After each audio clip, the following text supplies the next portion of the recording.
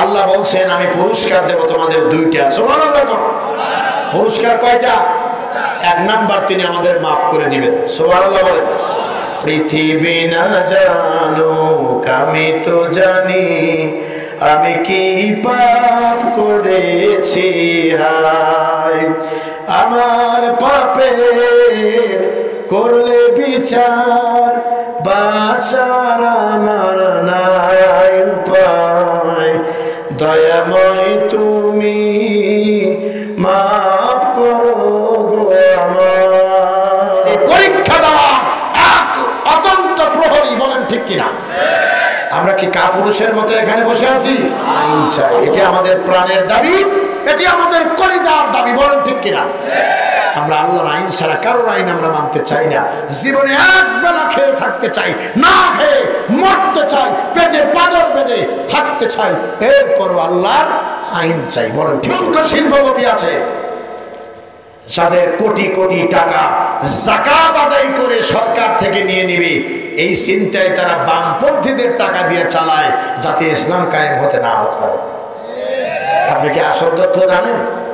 এদেশের অনেক আলেম ওলামা আছে, তাদেরকে শ্রদ্ধা রেখে কথা বলছি। একটা সাধারণ মানুষ বই পড়ে, ইসলামিক বই পড়ে, সে ইসলামী আন্দোলন বুঝতে পেরেছে। কপাল পোড়া জাতি 28 বছর কোরআন হাদিসের গবেষণা করে ওর কপালে ইসলামী আন্দোলন বোঝার ভাগ্য হয় নাই, বরং উল্টা ফতোয়া দিয়েছে ইসলামী আন্দোলন জায়েজ নাই। নাউজুবিল্লাহ বলেন। যা আমার প্রাণ প্রিয় শহীদি কাফেলার সদস্যরা, আহা, অন্যায়ের বিরুদ্ধে প্রতিরোধ গড়ে তুলতে যায় যাদের বাধা পেয়েছে, তাদের মামলায় আবার পরিচালনা করার জন্য তারা বুকে সাহস দিয়ে সামনে দাঁড়িয়ে গেছে, বলছে আমরা তোমাদের সাথে আছি। আল্লাহু আকবার।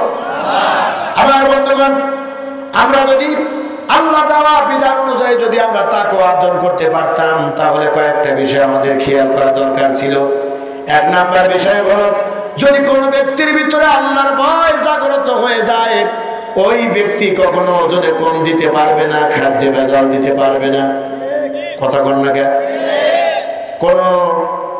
কোন গার্মেন্টসের দোকানে পাঞ্জাবির দাম 200 টাকা হয়েছে, আর ওই পাঞ্জাবির দাম 3000 টাকা দিয়ে অটো তসবিহ হাতে রেখে আল্লাহ আল্লাহ করবে না। তার কারণ তার ভিতরে আছে কার ভয়। আর চিল্লায় বলো কার ভয়। তোমাকে অনুরোধ করে বলে গেলাম, যদি কারোর ভিতরে আল্লাহর ভয় থাকে, ওই লোকটা আল্লাহ রাব্বুল আলামিনের কাছ থেকে বড় ধরনের পুরস্কার পাবে। সুবহানাল্লাহ। সূরা মুলকের 12 নম্বর আয়াতে বলেছেন, ইন্নাল্লাযীনা ইয়াখশাউনা রাব্বাহুম বিল গায়বি লাহুম মাগফিরাতুন ওয়া আজরুন কাবীর। যারা কিনা তার রবকে না দেখে ভয় করেছে, এটা আওয়াজ দিয়ে বলুন, আমার আল্লাহকে কি দেখা যায়? ও মুসলমান, আল্লাহকে কি দেখা যায়?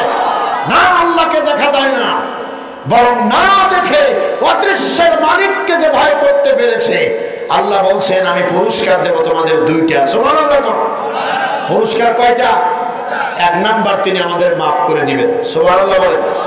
পৃথিবী না জানুক আমি তো জানি আমি কি পাপ করেছি, হায় আমার পাপের করলে বিচার, বাঁচার আমার নাই উপায়, দয়াময় তুমি মাফ করো গো আমায়, মাফ করো আমায়।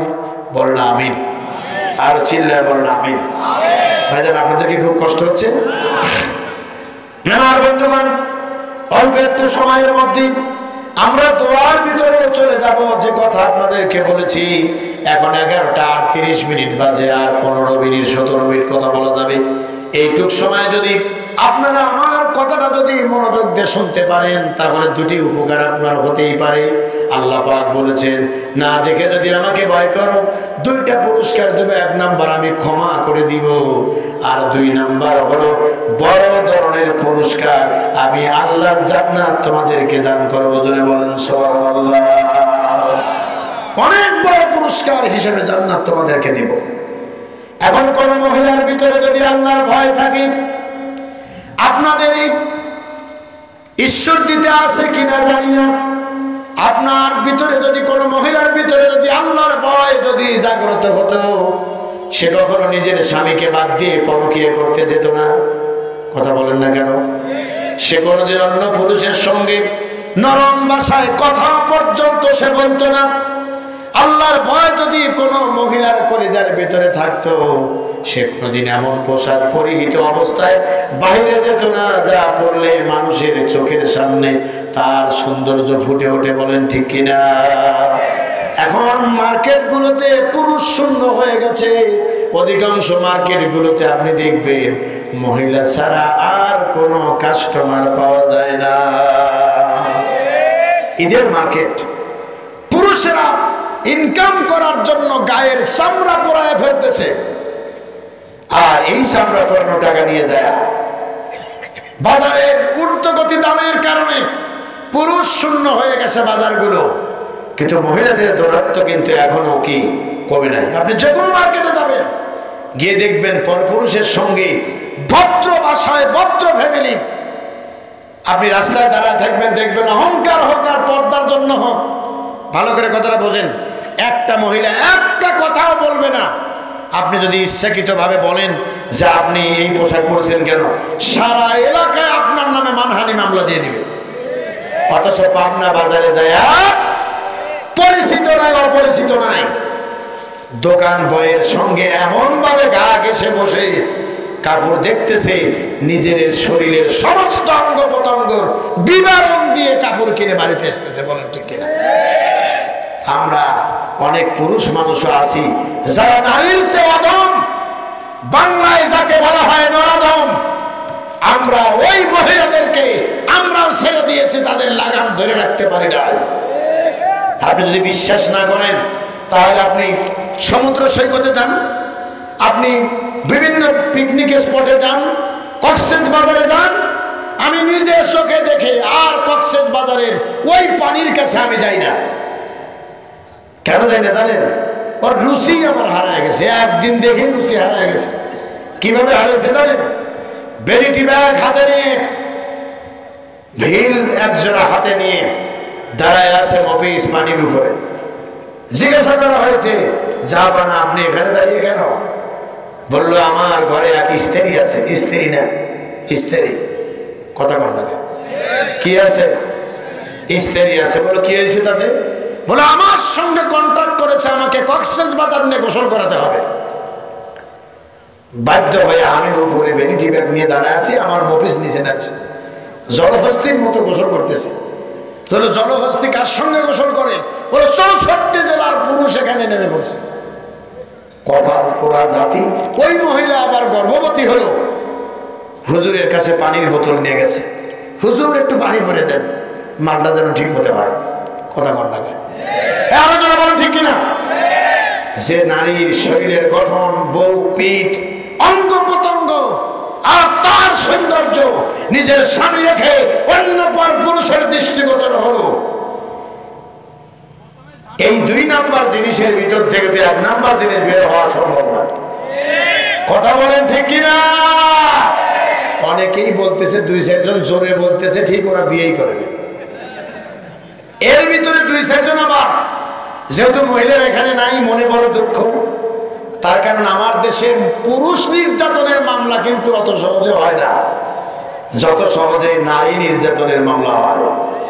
নারী আপনাকে নির্যাতন করবে, মামলা করবেন, বিচারক জিজ্ঞাসা করবে কি হয়েছে।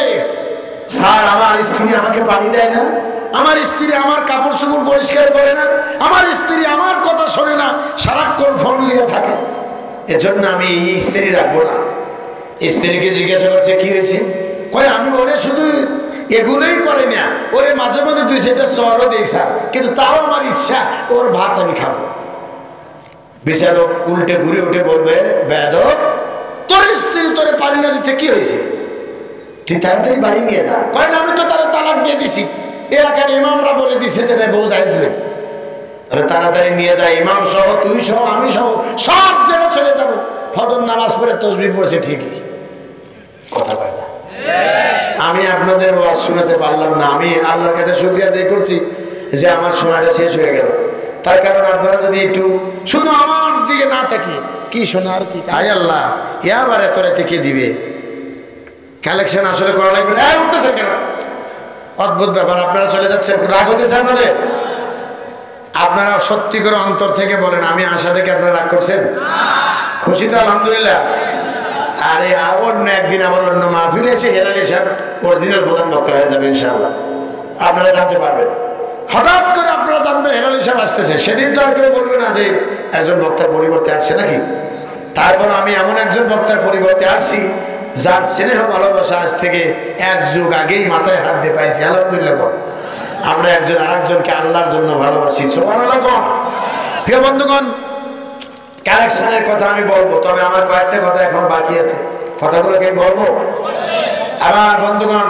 তাহলে যে মহিলার অন্তরে আল্লাহর ভয় আছে সে কি কোনোদিন স্টার জলসা, জি বাংলা, কারাস বাংলা দেখে অন্যের স্বামী ছিনতাই করার অভিনয় করতে পারে? এর মানে হলো পরকীয়া কি করতে পারে?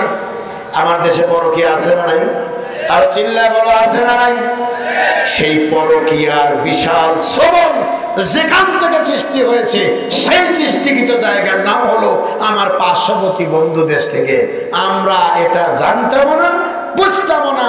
তার কারণ আমার দেশের নারীদের ব্লাউজের মাপ ছোট হওয়ার পিছনে ওই স্টার জলসা, জি বাংলা আর কারাস বাংলাই দায়ী। অনেকেই বললেন না, অনেক চিন্তা করলেন হুজুর ওটা তো আমিও দেখি। আমি এখানে হ্যাঁ না বলে কি করবো? আমি কোরআনের হুকুমত পালন করতেছি। বলে কিভাবে করতেছেন? আল্লাহ বলছেন লিমা তাকুলুনা মা লা তাফআলুন, তোমরা যা করো না তা বলো কেন? হুজুর আমি দেখি, আমি কেন হ্যাঁ বলবো? কথা কর না কেন? সুতরাং ভালো হয়ে যেতে হবে আমাদের সবাইকে, বলেন ঠিক কিনা? সুতরাং রোজা আমাদেরকে কি শিক্ষা দিয়েছিল? ভয় করতে হবে কাকে? আরে চাওয়াজ দেওয়ার ভয় করতে হবে কাকে? একটা ঘটনা শুধু বলবো, বর্তমান নেতাদের সাথে মিলিয়ে নেবেন। হযরত ওমরের নাম শুনছেন? হযরত ওমর খলিফাতুল মুসলিমিন, ওমর ফারুক রাদিয়াল্লাহু তাআলা আনহু মিম্বরে খুতবা দিচ্ছিলেন। এমন সময় যে নতুন জুব্বা পরে এসেছেন হযরত ওমরকে খুতবা দেওয়া অবস্থায় এক ব্যক্তি দাঁড়িয়ে, সাধারণ লোক দাঁড়িয়ে বললেন, আপনি খুতবা বন্ধ করেন, আগে বলতে হবে জুব্বা পাইছেন কোত্থেকে? কোথা থেকে? জুব্বা কোথা থেকে পেয়েছেন? আর বর্তমানে যদি কোন এলাকার যদি পার্টি নেতাকে বলেন তুই মোটরসাইকেল পাবি কোত্থেকে, আপনি দেখবেন পরের দিন আপনার নামে এমন একটা মামলা হয়েছে যার কোনো হদিস নাই। কথা বল না কেন? তার কারণটা হলো খালি কল বাজে বেশি। দেখবেন বড় বড় মানুষের চেয়ে ছোট ছোট মানুষের গরমই বেশি। অনেক সময় ছোট নেতার চেয়ে বড় নেতাও চমকে যায়। বর্তমানে যা শিগগিরই হয়েছে জুনায়েদ আহমেদ পলক, ওনার শ্যালক দিয়ে বিরোধী দলীয় একজন কর্মীকে ধরে নিয়ে এমন মারাই মারছি, সারা দেশের মিডিয়ারা তার পিছিয়ে লেগে পড়ছে। কিসের নির্বাচন? শেষ পর্যন্ত প্রতিমন্ত্রী সাহেব বলছে আমি নিঃশর্তভাবে মাপ চাই। এর মানে হলো ঠেলার নাম বাবাজি। যার গরমে তুমি একজনকে ধরে নিয়ে মেরেছো উনি বলে দিয়েছে আমি মাপ চাই, তার মানে হলো আর কোনোদিন মাথা উঁচু করে দাঁড়ানোর ক্ষমতা নাই। আর চিল্লায় বলেন ঠিক কিনা? মাপ যখন চাইছে কোন ঠেলায় চাইছে? কথা বল না, কোন ঠেলায় চাই নাই? উপর থেকে বলেছে মাপ চা, নাইলে নিজের অবস্থায় খারাপ হয়ে যাবে। এক ঠেলায় এমপি মন্ত্রীর যত নিকটাত্মীয় আছে কোন উপজেলা নির্বাচনে তারা অংশ নিতে পারবে না। মানুষ বেশি বুঝলে যা হয়। হযরত ওমর তিনি খুতবা থামায় দিয়েছেন, নির্দেশ করেছেন এক সাধারণ মুসল্লি, সুবহানাল্লাহ বলেন না মিয়া, অর্ধ জাহান যিনি শাসন করেন তার সামনে দাঁড়িয়ে মুসল্লি কথা বলতেছেন। আর আমরা গ্রামের মসজিদের কমিটি বানাইছি এমন লোককে মাসেও একদিন নামাজে আসে না। আপনাদের লোক কিন্তু আমি চিনি না, আমার কেউ যেন আমার দোষ দিয়েন না। আমি কিন্তু কাউকে চিনি না, রাতে এসেছে রাতে ছেড়ে চলে যাবো। আমার বন্ধুগণ, আল্লাহ রাস্তায় একদিন নামাজ পড়ে না, সবে বরাতে আসে, নতুন একটা পাঞ্জাবি গায়ে দিয়ে হুজুরের জন্য 500 টাকা হাতিয়ে দিছে। হুজুর আধা ঘন্টা ওয়াজ করলে তার প্রায় টাইমই ওই সভাপতির নামের জিকির আগের করে। না মিথ্যা কথা বলছি বলেন?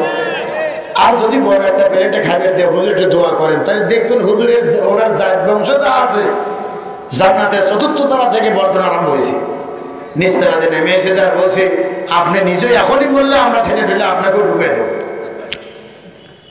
শয়তান এই জন্য মাঝে মধ্যে আশ্চর্য হয়ে যায়। আমার বক্তব্য আমি বলে থাকি যে এদেশে দল থাকার কথা ছিল 2টা, একটা হলো হিজবুল্লাহ আল্লাহর দল, আর একটা হলো শয়তানের দল।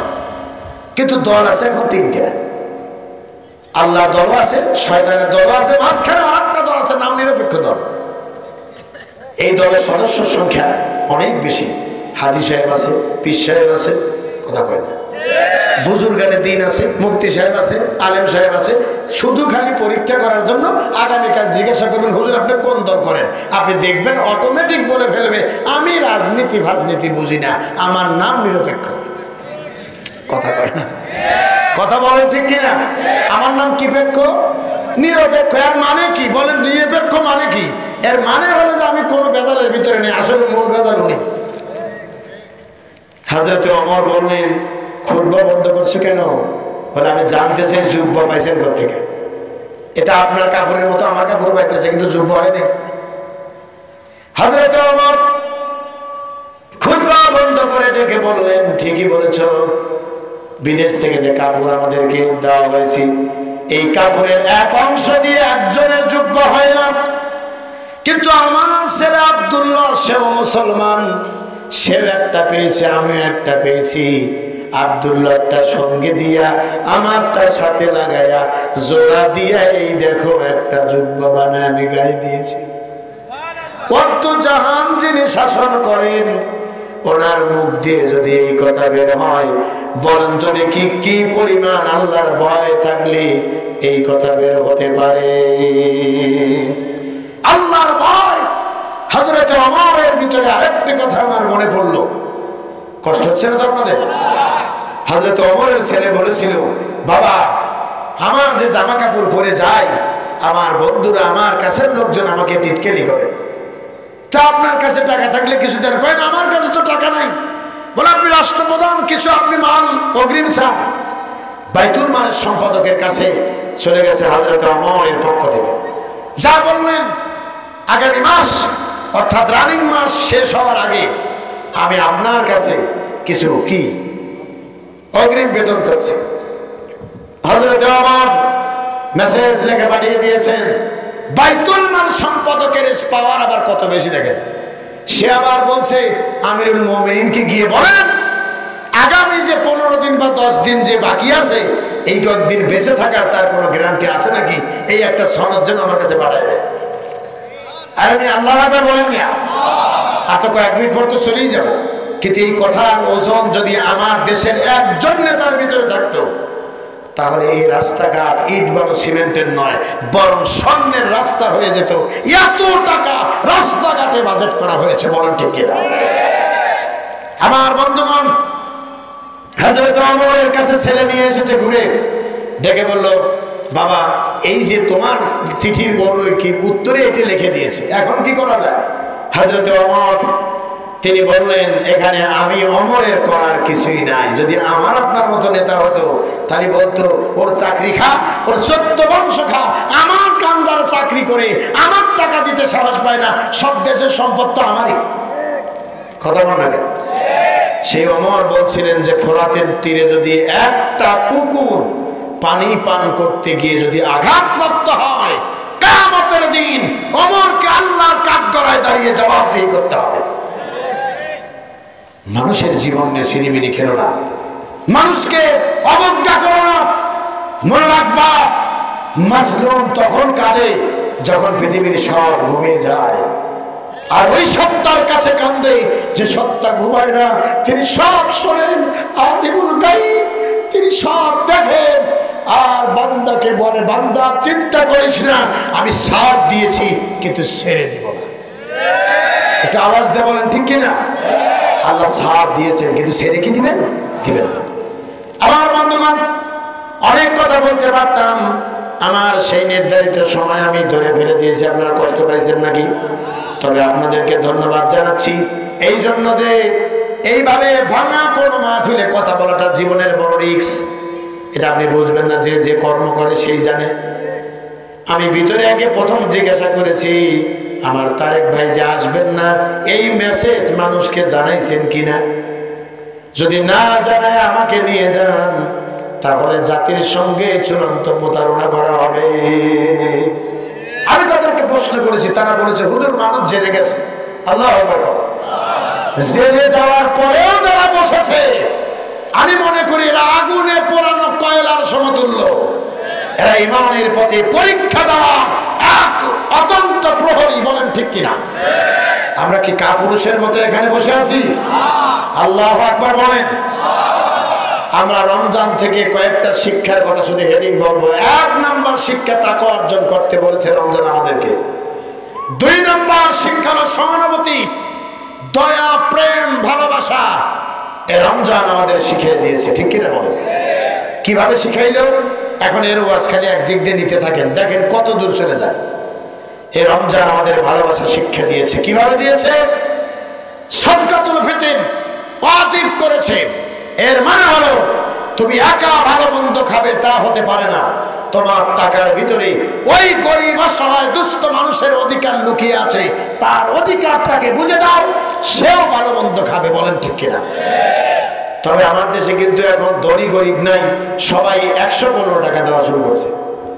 আসলে কিন্তু ধনী গরিবের মধ্যে 100, আমি নিজেও ভুলের মধ্যে ছিলাম, আল্লাহ আমাকে মাফ করে দেন, বলেন আমিন। এবছরে আমার জ্ঞান ফিরল। আমাকে এক মুফতি সাহেব ডেকে বললেন, আমাকে না উদ্দেশ্য করে অন্যদের বললেন। আমি তখন বললাম যে সাহাবায়ে কেরাম সবচেয়ে বেশি কি দিয়ে তেনারা সাদকাতুল ফিতর আদায় করেছেন, এটা একটু বলেন। আমি জানার পরে প্রশ্ন করলাম। উনি বললেন হযরত আব্দুল্লাহ ইবনে ওমর রাদিয়াল্লাহু তাআলা আনহু, সম্ভবত তিনি সারা জীবন খেজুর দিয়ে তিনি কি করছেন? সাদকাতুল ফিতর দিয়েছেন।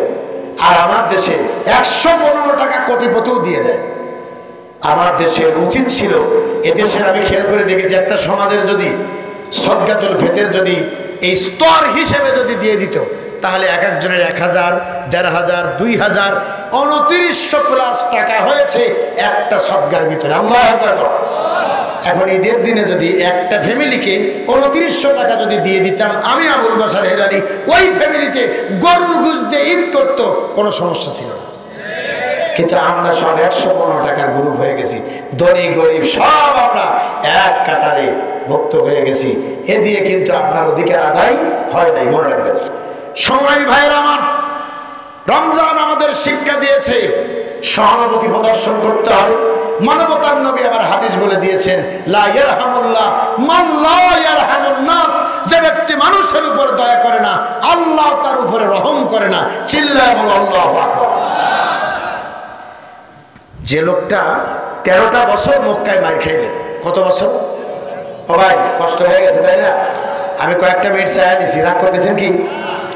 যে লোকটা 13টা বছর মক্কায় মার খেয়ে মদিনায় আসলেন, আমাকে যদি আজকে কেউ একটা কথা বলে রাখে, 10 বছর পরেও বলি তোর এই কথার উত্তর আমি দিব, কথা বল না কেন, প্রতিশোধ আমি নিব। 13 বছর মার খাইলেন, জেল খাটলেন, নিজের জন্মভূমি ছেড়ে মক্কায় মদিনায় গেলেন, ফিরে আসতেছেন 10,000 সৈন্য নিয়ে। মক্কার মানুষের কলজা শুকিয়ে গেছে, আজ বুঝি মুহাম্মদুর রাসূলুল্লাহ সাল্লাল্লাহু আলাইহি ওয়াসাল্লাম আমাদেরকে শেষ করে দিবে। হুজুরের কাছে গেলেন সাহাবায়ে কেরাম এবং মানবতার নবী। মক্কার মানুষদের মনের অবস্থা দেখে জিজ্ঞাসা করলেন, কি হয়েছে তোমাদের মনে এত চিন্তা কেন? বলে চিন্তা হলো আপনার সঙ্গে যে ব্যবহার করা হয়েছে, আজকে না জানি আমাদের কপালে কি দুঃখ হয়, 10,000 সৈন্য আপনার সাথে। আল্লাহর নবী ডেকে বললেন, তোমরা আমাকে কি মনে করো? বলে আমরা মনে করি আল্লাহ আপনার সম্পর্কে বলেছেন, ওয়ামা আরসালনাকা ইল্লা রাহমাতাল লিল আলামিন। আরবি আপনার সম্পর্কে আমার আল্লাহ বলেছেন আপনি হলেন দয়ার সাগর, আপনি গোটা আলমের রহমত। সুবহানাল্লাহ। আর এই রহমত দিয়ে, এই দয়া দিয়ে আমাদেরকে মাফ করে দিবেন আজকে। সুবহানাল্লাহ। আল্লাহর নবী বললেন কয়েকজনের নাম বাদ রেখে নবীজি বললেন যাও তোমাদের সবাইকে সাধারণ মাফ করে দেওয়া হবে।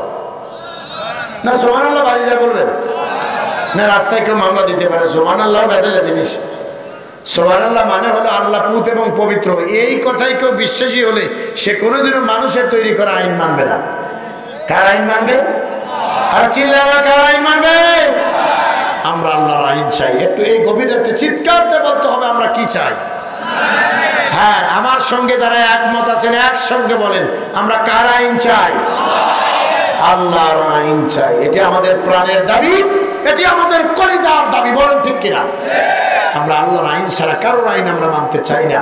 জীবনে একবেলা খেয়ে থাকতে চাই, না খেয়ে মরতে চাই, পেটে পাথর বেঁধে থাকতে চাই, এরপরও আল্লাহর আইন চাই। বলেন ঠিক কিনা? ইনশাআল্লাহ বলেন। আবুল বাশার হেলালি আপনাদের কষ্ট দিতে আসে না। আমাকে যখন বলেছে যে ভাইজান প্রোগ্রামটা একটু আমাদেরকে সমাধান করে দিতে হবে, আমি আমার ড্রাইভারকে বললাম ভাইয়া কোথাও তোমার যাওয়া যাবে না, আমার সঙ্গে তোমাকে আবার ঈশ্বর দিতে যেতে হবে। ঈশ্বরের জমিনে কথা আমাকে বলতে হবে। আর এই কথা বলার জন্য যত শক্তি আর সাহস মহান রবের কাছ থেকে নিতে হবে। বলেন ঠিক কিনা? আমি এসেছিলাম, আপনারা কি রাগ করেছেন? আমি ভাঙা ভাঙা কথায় আমি যতটুকু আলোচনা করেছি আশা করি এতগুলো মিডিয়া এরা রেকর্ড করেছেন। আমি সমস্ত মিডিয়ার জন্য মুসাফির হয়ে দোয়া করে গেলাম আল্লাহ যেন এদের এই কাজে প্রচার কাজে পরিপূর্ণ ইহকালীন এবং পরকালীন কল্যাণে আল্লাহ ভাষায় দেন। বলেন আমিন। আর চিল্লাবেন আমিন। আমার বন্ধুগণ, আমি আপনাদের এই বসা অবস্থায় শুধু কর্তৃপক্ষের বিনয়ের অনুরোধে আমি আপনাদেরকে বলবো কয়েকটা টাকা যদি দেওয়ার মতো পরিবেশ থাকে মোনাজাতে শরীক না হয়ে কেউ যাবেন না, এটি আপনাদের কাছে আমার অনুরোধ রইল। কয়েকটা মিনিট একটু মেহরবানি করে আপনারা মেহরবানি করে এই আলোচনার ধারাবাহিকতায় যতটুকু আমরা বুঝেছি, আমাদের এই ভাইরা অনেক দূর থেকে মোটরসাইকেল নিয়ে বিভিন্নভাবে এসেছে। অন্যান্য ইউটিউব চ্যানেলে এই বক্তব্য আপনারা পাবেন। মেহরবানি করে এই বক্তব্যে আপনারা যুক্ত হবেন এবং সাবস্ক্রাইব করবেন, সঙ্গে সঙ্গে আরও আলোচনার জন্য অপেক্ষা করবেন। একজন 1000 টাকা দিয়েছেন, আর একজন দিয়েছেন যে তোমরা যার কাছে যা আছে কি করো, যতটুকু পারো দান করো। এক সাহাবী কিছু আনলেন, কিছু রেখে আসলেন। এরকম করতে করতে হুজুরের কাছে আবু বকর আর আসতেছেন না। পরিশেষে সব সাহাবী বলাবলি করতে লাগলেন যে আমরা তো দিলাম, আপনার আবু বকর কই? পাশে থেকে আবু বকর একটা বোট লাইনে দিলেন আর বললেন হুজুর এই যে নেন আমার দান। তো বলল আবু বকর সবাই তো বাড়িতে কিছু রেখে এসেছে আর কিছু নিয়ে এসেছে, তোমার কাছে কি কথা? বলে এই মুহূর্তে আমার জাগতিক সম্পদ বলতে যা বোঝায় সব এই ব্যাগের ভিতরে আছে। সুবহানাল্লাহ মুখে আসলো না? বলো তাহলে বাড়িতে কি রেখে এসেছো? বলো বাড়িতে এই মুহূর্তে আমি আল্লাহ এবং আল্লাহর রাসূলকে রেখে এসেছি। হুজুর ব্যাগটা খুললেন, খুলে দেখলেন কিছু ন্যাকড়া আছে, কিছু সেরা কাপড় আছে, আর কিছু দিরহাম আছে। হুজুর বললেন আবু বকর তুমি এই দাম নিয়ে এসেছো? বলে হুজুর আনছি এজন্যে যে যুদ্ধের ময়দানে সাহাবায়ে কেরামদের আঘাত লেগে কেটে গেলে এই ন্যাকড়ায়ও কাজে লাগবে। সুবহানাল্লাহ বলেন। আমার নবী ডেকেও আবু বকর সবার দান আল্লাহর কাছে একরকম, তোমার দান আল্লাহর কাছে ভিন্ন রকমের কবুল হয়েছে। সুবহানাল্লাহ বলেন না? সুতরাং যিনি গোপনে দিয়েছেন তিনিও আমার ভাই, এবং যিনি প্রকাশ্যে দিয়েছেন তিনিও আমার উৎসাহিত ভাই। আল্লাহু আকবার। প্রিয় ভাই সাহেব, আপনাদের কাছে এসেছিলাম, অনেক কষ্ট শরীর। আমি আসার পরে আমার ভাই রবিউল ভাই জিজ্ঞাসা করলেন কই সে কি পাতেন না, কিন্তু পেয়েছেন কিভাবে বলেন তো? এই মিডিয়ার কল্যাণে আল্লাহ আমাদেরকে এক করে দিয়েছেন। সুবহানাল্লাহ। আমার ওয়াজ এনারা শুনেছেন, তারপরে আমাকে এখানে ইনভাইট করেছেন, আর আমিও এসেছি। তা রবিউল ভাই আমাকে জিজ্ঞাসা করলেন গাড়িতে বসে আওতাপাড়া থেকে শরীরের অবস্থা কেমন। আমি বললাম যে আমি কাপড় ভর্তি ভয় পাতেছি, মানে এত গরম আমার। শেষ পর্যন্ত সব খুলে একটা পুরাতন একটা জুব্বা বের করিয়া বললাম যে যার কোনো কাপড়ের কোনো অ্যাকশন নাই ওটা দাও, গায়ে দিয়ে প্রোগ্রামে আসছে। বললাম যে আমার শারীরিক কন্ডিশন যদি জানতেন তাহলে আমার আর আজকে আনতেন না। তা আমি আল্লাহর কাছে দোয়া করতে করতে আসছি, আশা করি দুটো কথা আমি বলতে পারবো। আলহামদুলিল্লাহ। আপনারা কি আমার উপর অখুশি হয়েছেন? আলহামদুলিল্লাহ। আল্লাহ আপনাদের ভালো রাখুক। দরুদ ইব্রাহিম পড়েন সবাই। আল্লাহুম্মা সাল্লি আলা মুহাম্মাদ।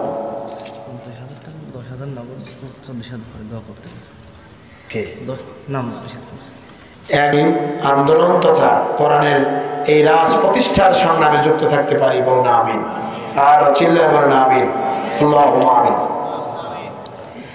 ربنا ظلمنا أنفسنا وإن لم تغفر لنا وترحمنا لنكونن من الخاسرين ربنا آتنا في الدنيا حسنة وفي الآخرة حسنة وقنا عذاب النار رب العالمين অসুস্থ শরীর নিয়ে ঢাকার শহর থেকে জুমার নামাজ পড়ে আমার আল্লামা তারেক মোনার ভাইয়ের প্রোগ্রামে আমার মতো একটা নগণ্য গোলাম এসে হাজির হয়েছিলাম। আল্লাহ, এলাকার মানুষের ভদ্রতা, এলাকার মানুষের আতিথেয়তা মুগ্ধ করেছি। সবাই বসে প্রাণ ভরে স্বল্প সময় কথা শুনেছি। মেহেরবানি করে যা কিছু বলা হয়েছে ভুল ত্রুটি ক্ষমা করে দাও। এর জানে কি হয় আমাদের একান্ত প্রিয় নবী বিশ্ব নবীর রূহ মোবারকে হাদিয়াটুকুন পৌঁছে দাও। তামাম পৃথিবীর মাটির নিচে যত মুমিন মুমিনাত ঘুমিয়ে গেলেন তাদের প্রত্যেকের কবরে সওয়াব পৌঁছে দাও। আয় আল্লাহ, মা যারা হারিয়ে ফেলেছি, বাবা যারা হারিয়ে ফেলেছি, আল্লাহ বাবা মার কবরে যদি আযাব হয়, আযাবুল কবর মাফ করে কবরগুলো জান্নাতের বাগান বানায়া দাও। রব্বুল আলামিন, যাদের বাবা মা বেঁচে আছে হায়াত বানায়া দাও। প্রাণ ভরে ভরে দরদের আব্বা আম্মার খেদমতের তৌফিক দিয়ে দাও। রব্বুল আলামিন, জীবনে কত গুনাহ করেছি মনে আছে, কত গুনাহ করেছি মনে নাই। তোমার কাছে প্রার্থনা জানাই জিন্দেগীর সমস্ত গুনাহগুলো মাফ করে দাও। আয় আল্লাহ তাআলা, এ জমিন তোমার আইন চলবে তোমার, এ বিধান তুমি কার্যকর করে দাও। জালেমের জুলুম থেকে জাতিকে মুক্ত করে দাও। আল্লাহ গো, ফিলিস্তিনের মুসলমানদের বিজয় মালা দিয়ে দাও। গোটা বিশ্ব থেকে ইহুদিবাদ, নাস্তিক্যবাদ, আল্লাহ খ্রিস্টবাদের হাত থেকে মুসলমানদেরকে বাঁচায় দাও। আল্লাহ রব্বুল আলামিন, এই জমিনের বুকে তোমার কত বান্দা তোমার আইন প্রতিষ্ঠার কথা বলতে যায় ফাঁসির মঞ্চে চলে গেছে, তাও বাতিলের কাছে আত্মসমর্পণ করে নাই। কত ভাই জেলের কুঠিরে বসে আছে, কত ভাই সন্তান হারিয়েছে, কত মা সন্তান হারিয়েছে। আল্লাহ, কত বোন বিধবার শাড়ি পরেছে, কত ভাই বোন বাড়িতেও ঘুমাতে পারে না। আল্লাহ গো, আমাদের দেয়ালে পিঠ থেকে গেছে মাবুদ, তোমার কাছে ভিক্ষা চাই। শহীদের রক্তের এই বিনিময়ে আবার তোমার এই জমিনে দিন কায়েম করে দাও। আল্লাহ আল্লাহ, মাদ্রাসাকে কবুল করো, মাদ্রাসা পরিচালনা পরিষদকে কবুল করো। যারা জায়গা জমি দিয়েছে তাদের মঞ্জুর করো। ও আশা আজিমের মালিক, আমার প্রিয় শিক্ষক ভাইরা, স্বল্প বেতনে নিজের ভালোবাসাটুকু উজাড় করে দিয়ে যারা দিন রাত চেষ্টা করছে, আল্লাহ তুমি তাদের মঞ্জুর করো। আমার ছাত্র এবং যারা অভিভাবক আছে, আল্লাহ তাদের সবাইকে তুমি মঞ্জুর করো। হক্কানি আলেম তৈরি করার কারখানা তুমি এই গ্রামের ভিতরে বানিয়ে দাও। আল্লাহ, জনাব সভাপতি ভাই এবং অন্যান্য অতিথিবৃন্দ যারা এসেছিলেন, আল্লাহ সবাইকে মঞ্জুর করো। যারা কোরআনের কাজে বাধা দিয়েছে, আল্লাহ গো তুমি তাদের হেদায়েত নসিব করে দাও। মাবুদ, আমরা এত অসহায়, আমরা ৯২% মুসলমানের এই দেশে আমরা তোমার কোরআনের কথা বলতে পারি না। আল্লাহ আল্লাহ হচ্ছে আমাদের জন্য কষ্ট, আর কি হতে পারে। মাবুদ, কত জায়গায় আঘাত প্রাপ্ত হয়েছে। আল্লাহ, কোরআনের কথা বলতে যায় কত আলেম আরামে ঘুমাতে পারে না। আল্লাহ, আমাদের কোরআনের পাখি 13টি বছর জেলের কুটিরে থেকে তোমার ডাকে সারাতে চলে গেল। আল্লাহ, আমার হুজুরকে তুমি মাফ করে দাও। আল্লাহ, আমার লুৎফর রহমানের কবর জান্নাতের বাগান বানাও।